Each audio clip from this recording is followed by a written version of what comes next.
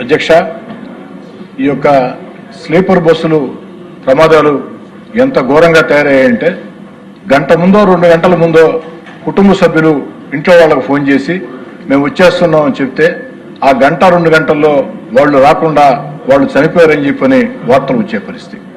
అధ్యక్ష, ఇందుకు ప్రధాన కారణం ఈ స్లీపర్ బస్సుల్లో ఏమాత్రం ప్రమాణాలు పాటించడంలా, 2 డ్రైవర్లు ఉండాలా కానీ ఒక్క డ్రైవరే ఉంటున్నారు.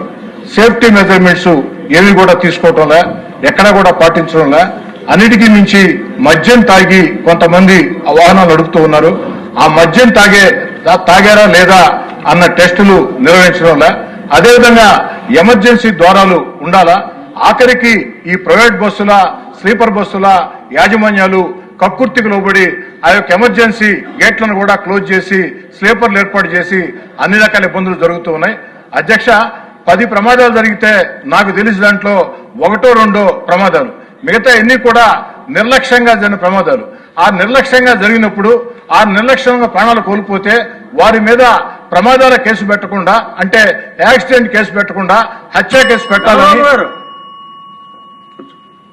ఇంపార్టెంట్ మ్యాటర్ హత్య కేసు పెట్టాలని, పీడీ యాక్ట్ పెట్టాలని చెప్పి నేను కోరుతూ ఉన్నా.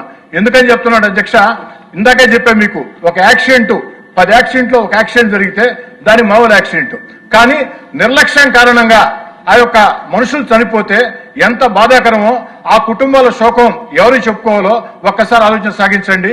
కాబట్టి వాళ్ళ మీద కఠిన చర్యలు తీసుకోవాలా. అన్నిటికీ మించి ప్రభుత్వానికి ఒక సూచన చేస్తున్నా, ముఖ్యంగా రవాణా శాఖ మంత్రి గారు రాంప్రసాద్ రెడ్డి గారు యువకుడు, ఈ రోజు ఈ యొక్క స్లీపర్ బస్సుల్లో కానీ ఈ బస్సుల్లో కానీ టికెట్ల బుకింగ్ కి ఏదైతే అభి అని, రెడ్ అని, మా బస్సు అని చెప్పని బుకింగ్లు జరుగుతున్నాయి. వారికి ఏమాత్రం సంబంధం ఉండదు. వ్యాపార సంస్థలు 100 కోట్లు వారికి ఆదాయాలు వస్తూ ఉంటాయి, కానీ ప్రభుత్వానికి ₹1 ఆదాయం లేదు. అదే ఆర్టీసీ డిపార్ట్మెంట్ లో ప్రతి ఆర్టీసీలో కూడా మన దగ్గర మొత్తం కూడా ఈ యాప్ ఉంది. ఈ బస్సులు ఎక్కడ తిరుగుతాయి? ఆంధ్ర, తెలంగాణ, తమిళనాడు, కర్ణాటక లేదా ఒరిస్సా.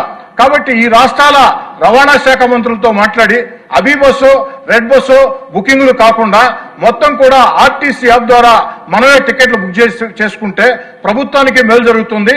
తద్వారా ఆ టికెట్లు బుక్ చేసేటప్పుడు ఆర్టీసీ మన కంట్రోల్లో ఉంటుంది. కాబట్టి ఆర్టీసీ అధికారులు అన్ని ప్రమాణాలు ఉన్నప్పుడే ఆ బస్సులకి పర్మిషన్లు ఇస్తారు.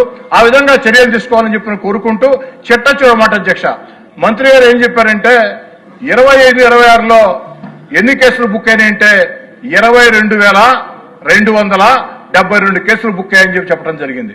దాని మీద ఎంత పెనాల్టీలు వేశారంటే 21,75,00,000 పెనాల్టీ వేసామని చెప్పడం జరిగింది.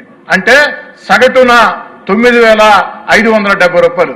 అధ్యక్ష, రవాణా శాఖ అధికారులు, కింది స్థాయి అధికారులు ఈ స్లీపర్ బస్ యాజమాన్యాల మీద ఎంత ప్రేమ ఎందుకు? ఒక ఆటో పట్టుకుంటే 10,000 వేస్తున్నారు, స్కూటర్ పట్టుకుంటే 10,000 వేస్తున్నారు.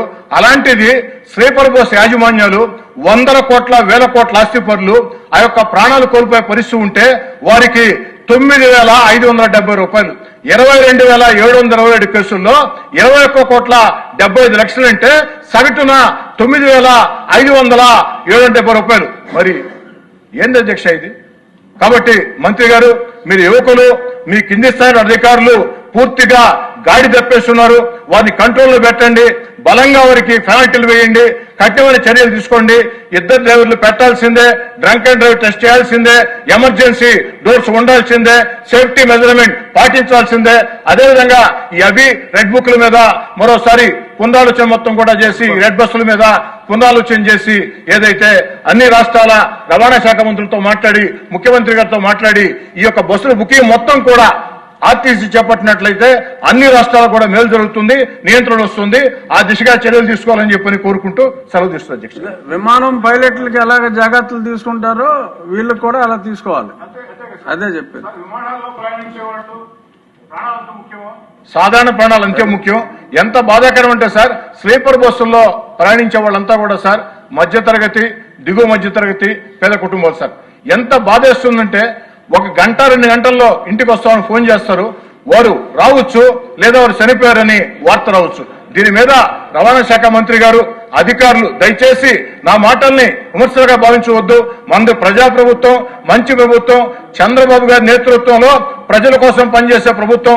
కాబట్టి అధికార యంత్రాంగాన్ని అదిరించి కదిలించి ముందు కొనసాగించి ప్రజలకు మేలు చేసే చర్యలు చేపట్టాలని వినయపూర్వకంగా మంత్రిగా